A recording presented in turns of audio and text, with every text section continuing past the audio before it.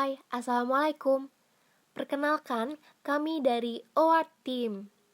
Sebelumnya, perkenalkan nama saya adalah Hanifah Dinawari dan kedua rekan saya yaitu Fevi Titania dan Irsyad Martoni. Kami berasal dari Telkom University dengan program studi Sistem Informasi Akuntansi. Pada video kali ini, kami akan memaparkan materi mengenai pentingnya mengetahui pajak penghasilan pasal 23 dan 26.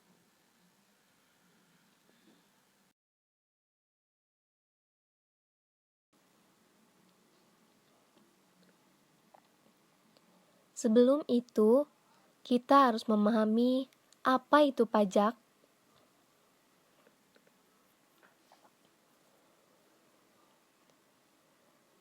Pajak adalah kontribusi wajib kepada negara yang terutang oleh orang pribadi atau badan. Bersifat memaksa berdasarkan undang-undang. Dengan tidak mendapatkan imbalan secara langsung dan digunakan untuk keperluan negara bagi sebesar-besarnya kemakmuran rakyat.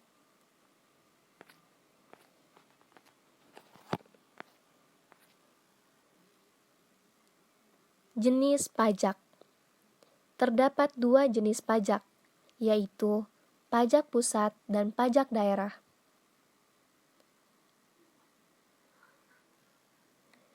Pajak pusat adalah pajak yang dikelola oleh pemerintahan pusat, yang dalam hal ini sebagian besar dikelola oleh Direktorat Jenderal Pajak Kementerian Keuangan. Pajak pusat meliputi pajak penghasilan atau biasa disebut dengan PPh. Pajak pertambahan nilai atau biasa disebut dengan PPN. Pajak penjualan barang mewah atau PPNBM. PBB perhutanan, perkebunan, pertambangan atau biasa disebut dengan PBB P3. Sedangkan pajak daerah adalah pajak yang dikelola oleh pemerintahan daerah, baik tingkat provinsi, kabupaten, ataupun kota. Pajak daerah meliputi pajak restoran, pajak hiburan, pajak kendaraan bermotor, bea perolehan hak atas tanah dan bangunan, dan yang terakhir, PBB pedesaan perkotaan.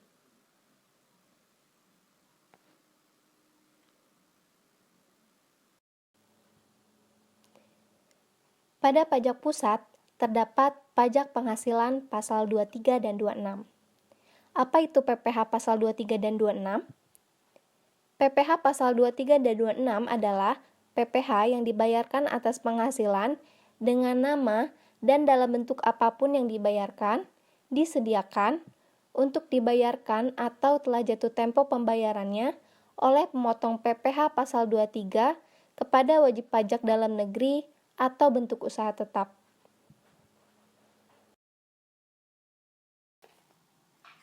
Apa saja objek pajak dari PPh pasal 23? Di antaranya adalah yang pertama, dividen, bunga, royalti, hadiah, penghargaan, bonus, dan sejenisnya yang tarifnya sebesar 15% dari bruto selain yang telah dipotong PPh pasal 21. Yang kedua, sewa dan penghasilan sehubungan dengan penggunaan harta, kecuali harta yang telah dikenai pajak penghasilan pasal 4 ayat 2. Yang tarifnya sebesar 2% dari bruto. Lalu imbalan sehubungan dengan jasa teknik, jasa manajemen, jasa konstruksi, jasa konsultan, dan jasa lainnya, selain jasa yang telah dipotong PPh pasal 21, yang tarifnya sama sebesar 2% dari bruto. Yang ketiga, bagi perseroan terbatas, BUMN atau BUMD, kepemilikan saham pada badan yang memberikan dividen paling rendah 25% dari jumlah modal yang disetor. Terdapat catatan, apabila wajib pajak yang menerima atau memperoleh penghasilan tidak memiliki nomor pokok wajib pajak atau NPWP, maka besar tarif pemotongan adalah 100% lebih tinggi daripada tarif tersebut.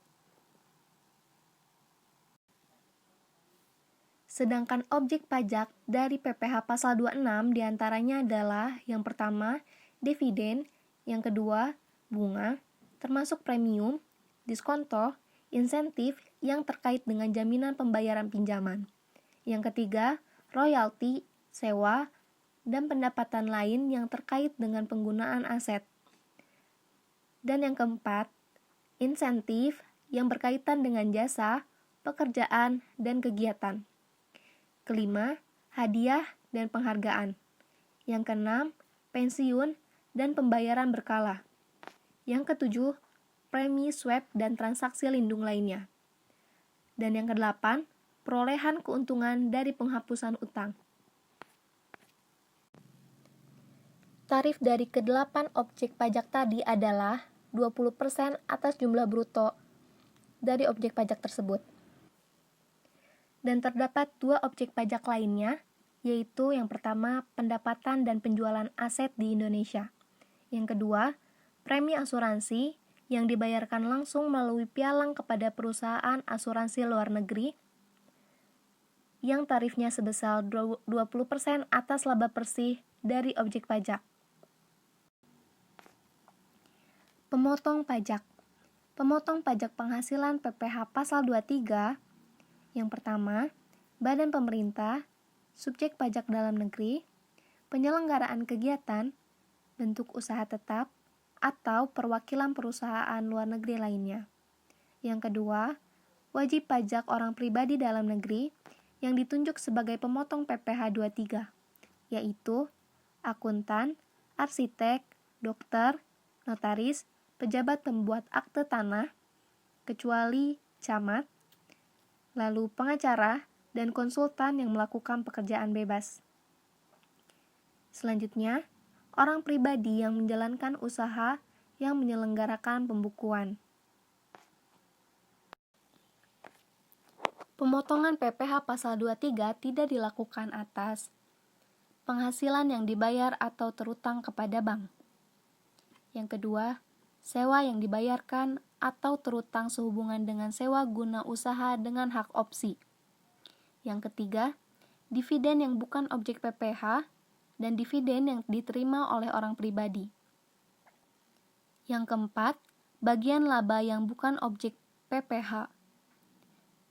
Yang kelima, sisa hasil usaha koperasi yang dibayarkan oleh koperasi kepada anggotanya. Dan yang terakhir, penghasilan yang dibayar atau terutang kepada badan usaha atas jasa keuangan yang berfungsi sebagai penyalur pinjaman dan atau pembiayaan yang diatur dengan peraturan Menteri Keuangan. Selanjutnya, mari kita membahas soal mengenai PPh pasal 23 dan 26. Soal pertama mengenai perhitungan PPh pasal 23 atas royalti.